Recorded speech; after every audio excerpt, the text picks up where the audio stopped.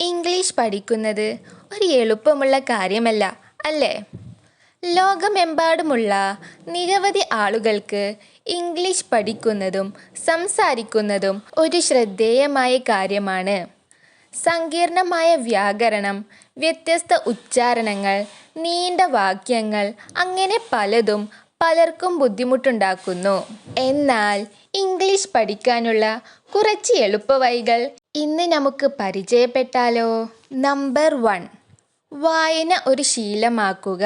പരീക്ഷ അടുക്കുന്നതിന് മുമ്പ് മാത്രം ചെയ്യുന്ന ഒന്നല്ല.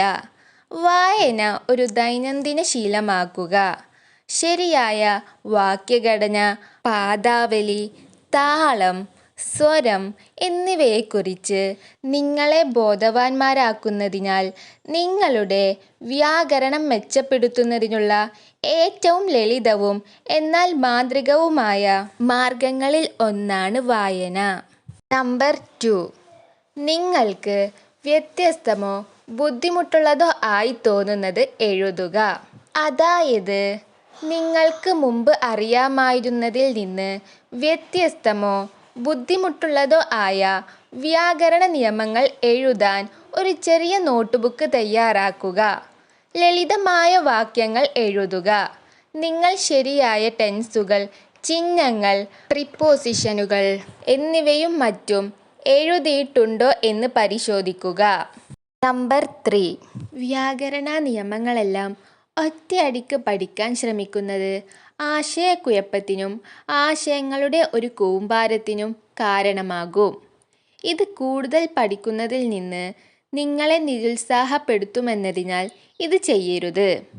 കൂടാതെ വിഭാഗങ്ങളെ ആഴ്ചകളായോ ദിവസങ്ങളായോ വിഭജിക്കുക. നമ്പർ 4, ദിവസവും പരിശീലിക്കുക.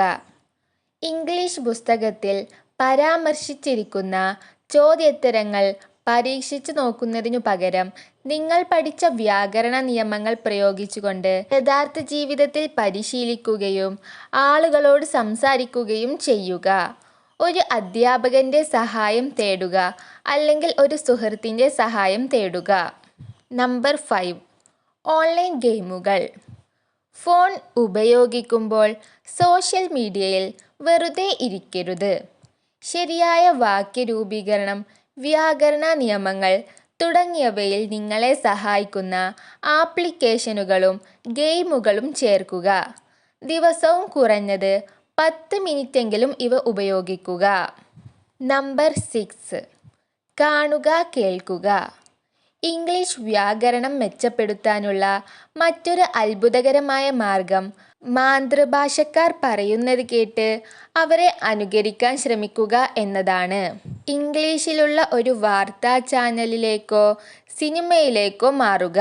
ആളുകൾ വാക്യങ്ങൾ എങ്ങനെ രൂപപ്പെടുത്തുന്നു എന്ന് നിരീക്ഷിക്കുക. നമ്പർ 7, സുഹൃത്തുക്കളോടൊപ്പം പഠിക്കുക. നിങ്ങളുടെ ദൈനംദിന പാഠങ്ങൾ ഒരു വ്യക്തിയുടെ ജോലിയാക്കരുത്. വ്യാകരണ നിയമങ്ങളിൽ ബുദ്ധിമുട്ടുന്ന 2-3 സുഹൃത്തുക്കളുമായി ഒത്തുചേരുക. ഒരുമിച്ച് പഠിക്കുക. ഒരുമിച്ച് വീഡിയോകൾ കാണുക. പരസ്പരം തിരുത്തുക. പഠിക്കുമ്പോൾ ആസ്വദിക്കൂ. നമ്പർ 8, വെറുതെ സംസാരിച്ചു കൊണ്ടേയിരിക്കരുത്. എഴുത്തും പരിശീലിക്കുക.